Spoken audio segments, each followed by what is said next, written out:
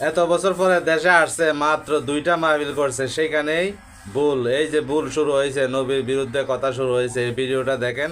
ওদের বক্ত ভিডিওটা বানাইছে এবং ভিডিওটাতে আপনারা লাইক কমেন্ট শেয়ার করবেন, সবাইকে দেখার সুযোগ করে দিবেন সে কি ভুলটা না করছে। বিশ্বনবীর কিন্তু টাকা পয়সা ছিল না, জানেন? ছাগল চড়াতো, কাউবয় কাউবয়। অথচ কোরআনে আল্লাহ বলেছে যে তোমরা আমার নবীকে রাইনা বলে ডেকো না। এই যে আমি আয়াতটা আপনাদেরকে পড়ছি, ইয়া আইয়ুহাল্লাযীনা আমানু লা তাকুলু রাইনা ওয়া কুলু যুরনা ওয়াসমাউ। আর রাব্বুল আলামিন বলে যে তোমরা আমার নবীজিকে রাইনা বলো না। কেন বলবে না? বলে যে রাইনার দুইটা অর্থ হয়। একটা অর্থ হয় যে নবী আমাদের দিকে দৃষ্টি দেন, আরেকটা অর্থ হয় রাইনা মানি যে বকরি চড়ানো।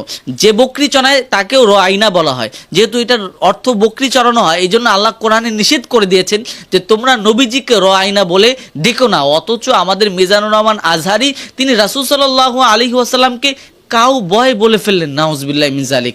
মানে এটা আসলে অনেক কষ্টদায়ক, দুঃখদায়ক। নবী সাল্লাল্লাহু আলাইহি ওয়াসাল্লামের শানে অবশ্যই এই শব্দটা বেয়াদবি হয়েছে, আর যদি আমরা কোরআনের সাথে মিলিয়ে দেখি এটা কুফরি হয়েছে। তো যাই হোক, আমি ব্যক্তিগতভাবে মিজানুর রহমান আজহারিকে আমি পছন্দ করি। আপনারা জানেন তাকে নিয়ে আমি কয়েকটা ভিডিও বানাইছি এবং তাকে পছন্দ করার অনেক কারণ আছে। আমি ব্যক্তিগতভাবে মনে করি তিনি যোগ্যবান ব্যক্তি।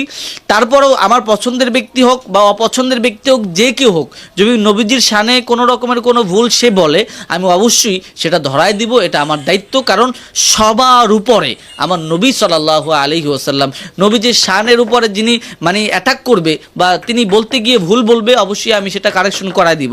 এবং মিজানুর রহমান আজহারির ক্ষেত্রে আমার বক্তব্যটা একটু ভিন্ন। আমি তার বেলায় একটু নরম করেই বলতে চাই যে আশেপাশে যারাই আছেন, যে মিজানুর রহমান আজহারি সাহেবকে এই বিষয়টা ধরায় দিবেন যে তিনি যেন রাসূল সাল্লাল্লাহু আলাইহি ওয়াসাল্লামের বেলায় কাউ বয় যে শব্দটা বলেছে এটা থেকে তওবা করে ফিরে আসে। নিতান্তই এই শব্দটা রাসূল সাল্লাল্লাহু আলাইহি ওয়াসাল্লামের শানে বেয়াদবি হয়েছে। এবং আরেকটা বিষয় হচ্ছে, আমরা যারা মাঠে ময়দানে কথা বলি, আমাদের উচিত যে নবী সাল্লাল্লাহু আলাইহি ওয়াসাল্লামের শানে কি শব্দ ব্যবহার করা যাবে সেগুলো আগে শিখা। যে কোনো শব্দ আমরা নিজেদের মধ্যে ব্যবহার করতে পারি, একজন আরেকজনকে বলতে পারি, কিন্তু সেই শব্দগুলো কিন্তু রাসূল সাল্লাল্লাহু আলাইহি ওয়াসাল্লামকে বলতে পারি না, যে শব্দগুলো রাসূলের শানে বেয়াদবি হয়। এই কারণে আমাদের মধ্যে আজমতে রসুল থাকতে হবে। রাসূল সাল্লাল্লাহু আলাইহি ওয়াসাল্লামের ইজ্জত আজমতের সর্বোচ্চ সম্মান আমাদের অন্তরের মধ্যে থাকতে হবে, তার ভালোবাসা থাকতে হবে। এটা যদি কোনো বক্তার মধ্যে না থাকে, কোনো আলোচকের মধ্যে না থাকে, সে আলোচকের সেই বক্তার কোনো রকমের মাঠে ময়দানে কথা বলার কোনো যোগ্যতা নেই। আমি মনে করি মিজানুর রহমান আজহারি একজন যোগ্যবান ব্যক্তি, বাংলাদেশের তাকে লক্ষ লক্ষ যুবকরা ভালোবাসে, কোটি কোটি মানুষরা তাকে ভালোবাসে।